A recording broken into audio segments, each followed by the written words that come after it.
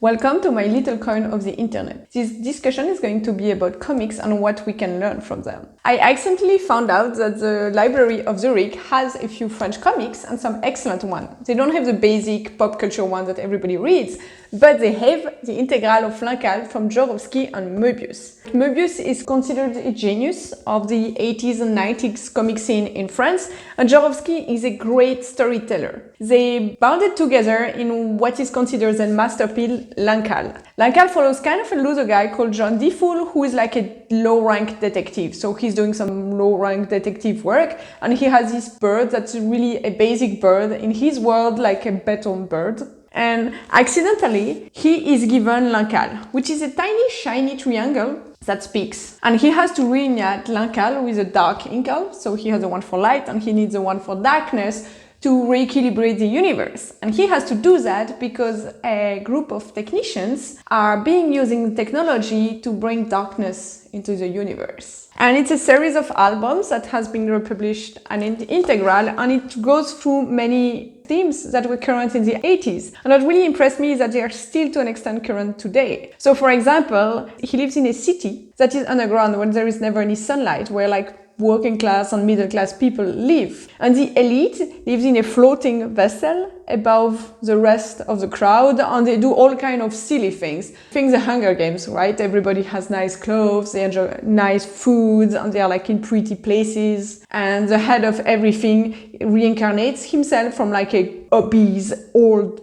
fat dude into a really handsome young man, like very King of France, but with too much affect. What happens is when John Difool gets this triangle is that a lot of people start to go after him to try to get it as well, because apparently it's really beloved. And so there is some weird aliens that rush into the thing, there is the guards of the emperor that come down, and then there is the robot policemen that are trying to fight, and people come to watch what's happening. So John Difool has to flee. And he's being searched by the queen of the underground, the queen of Amok, a really beautiful woman who has at her service a man with a dog head. And she hires a killer called the Metabarons to find the guy and brings him back. And to bring him back, what she does is that she kidnaps his son, Solune. And this starts the beginning of a very interesting cycle, because eventually all these characters end up working together, and they are joined by Anima, a really pretty naked woman who can ride giant rats. And they end up being a team of 7 with his bird,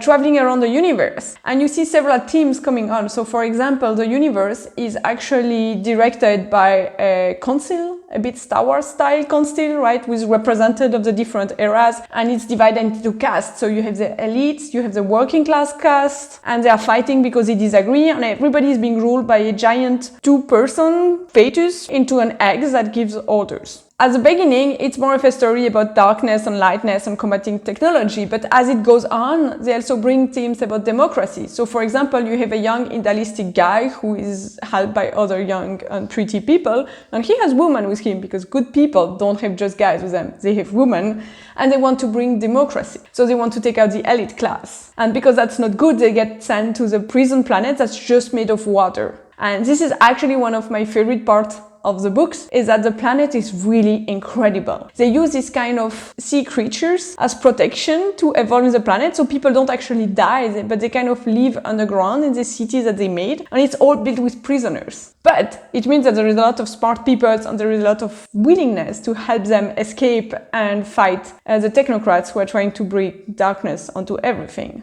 This comics looks like another comics, but if you spend time to read it, you actually see a lot about architecture, about emotions. So for example, at the beginning, John Difool is divided into 4 monsters, which are kind of for his emotions that can overtake him, like lust, fear, anger. And so across the book, we can see John Difool as he's being taken over by one of his emotions and loses his balance, because the little monster is going to talk to him or follow him around. And it means that you can read the comic on several levels, and that it actually broaches many important themes what we see today. And I see a nuance, because as much as I love watching good superhero movies, you feel like everything has been controlled, right? The script is being controlled to an excess, because it's predictable, because they have like this kind of script that they are slowly evolving under pressure, or like creativity, or someone who dare do something different. But comic books actually afford you a lot of freedom. And traditionally, comic books were both very free. So for example, there is a reason you see see a lot of boobs in the comics, it's because they were allowed to show a lot of nudity on pretty much everything. I love Peterson's curtains, but I'm not sure why you need to see scenes of like a guy with several naked women in a bath or something like that in the middle of a comic that has nothing to do with it. That's also why I was saying Anima, she walks around naked for like half the books. She only gets to wear a shirt towards the end, which is maybe the evolution from a natural shape to her technology shape when she finally agrees with development. But anyway,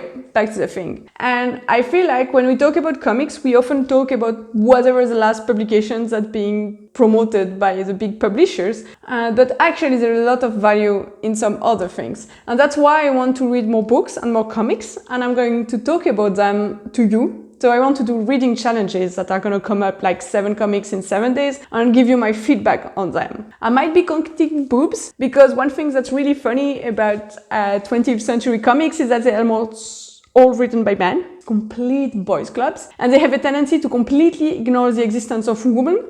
Okay, so they only put women when they have like crowds of mixed sex crowds or when they want to have a chick, and then they really love showing boobs. So if you have a pretty female characters, you're gonna see her boobs. If you start the Incal, it starts with him having sex with a prostitute who is really hot, and then him guarding a woman who goes to have sex with a really hot guy in a club at night. She turns into an old lady after midnight because she had taken some kind of potion to look different. I want to encourage you to follow my channel because I'm exploring different themes and I'm taking feedback. If you have interesting ideas and thoughts, I want to talk about them. But I also don't want this channel to be like any of the other ones.